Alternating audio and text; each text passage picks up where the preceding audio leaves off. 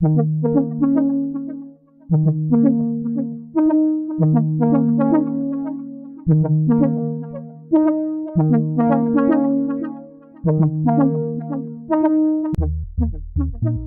wrote a book on digital Darwinism. Yeah.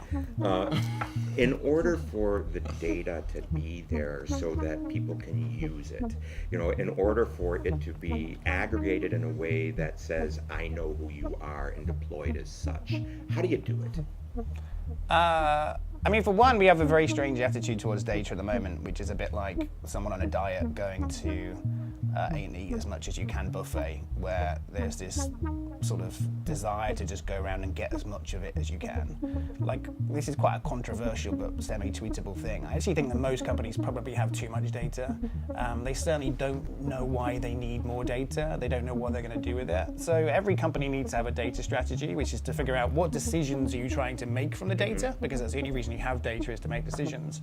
How can you get that data? How can you store that? How can you give access to that data so that all the right people get access to it? How can you make sure it's clean? How can you make sure it's reliable? But we don't really have kind of data sanitation yet. We've sort of fallen in love with this sort of land grab of getting as much of it as we can.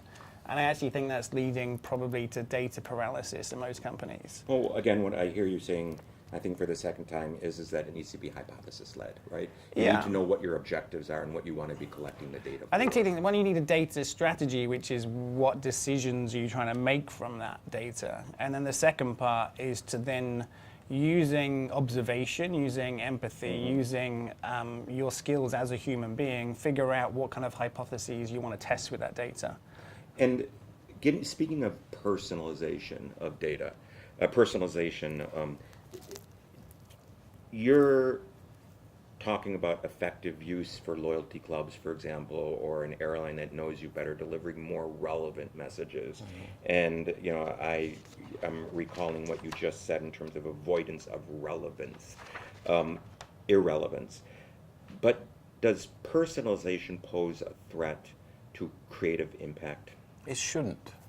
I mean, if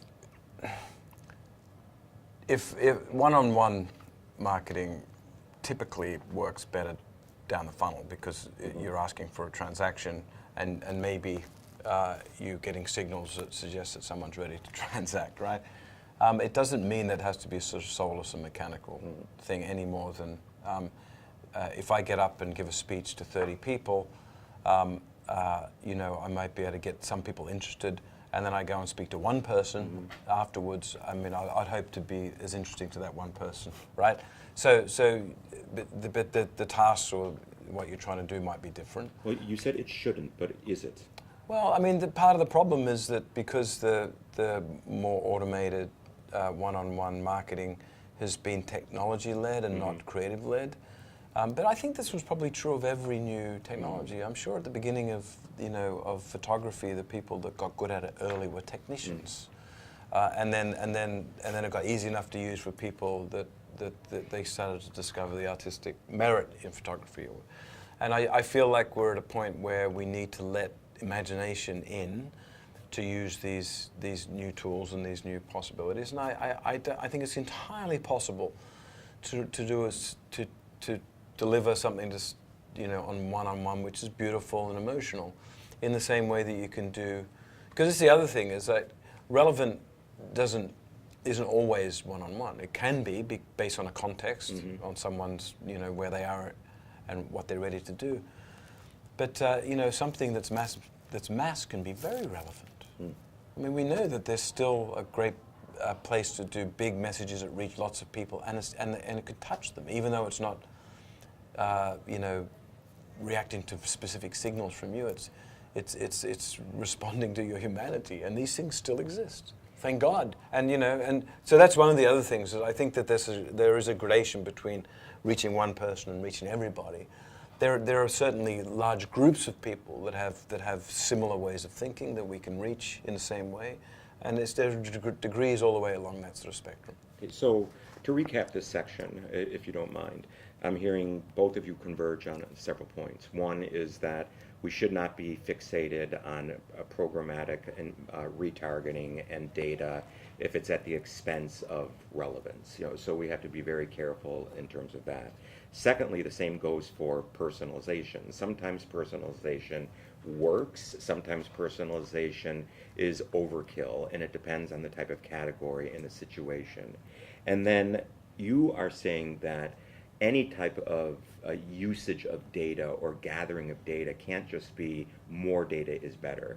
It has to be hypothesis-led, and it has to be based in support of specific business objectives or behavioral objectives.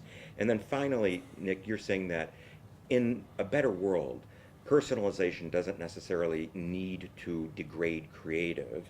It's time to start experimenting, letting imagination in, so that we can better use the tools that personalization allows. And surrounding all of this is empathy. And empathy can actually take place on a mass level, not just on a personalized level. Is that a fair summary? Yeah, I think so. So one of the big crises in retail right now is this division between people that have a direct contact, through some sort of transactional platform with their consumer, and those that don't, right? And so it has led all the big packaged goods company and these to have an Amazon strategy, which is how do we either sell stuff on Amazon or sell independent of Amazon? And the reason is because Amazon is getting all of this data. What they do with that data, though, isn't just send ads. They create a better service. So another way to look at it is if you have if you build a platform that has a direct connection with your audience, and you're gathering data, you're not just using that data to retarget them. You're using that data to make their lives better. Give us one example of data being used as being transmogrified into service. Well, I mean, Amazon is a classic example. Is that I use Amazon as a product search engine because their recommendations are mostly map against my purchase history. So they're not using that to advertise for me, they're using it to... Now there are other examples that are more like service examples. It could be Uber, could be Airbnb, where they're using that data that they're getting from me and my usage of their service to make that service better.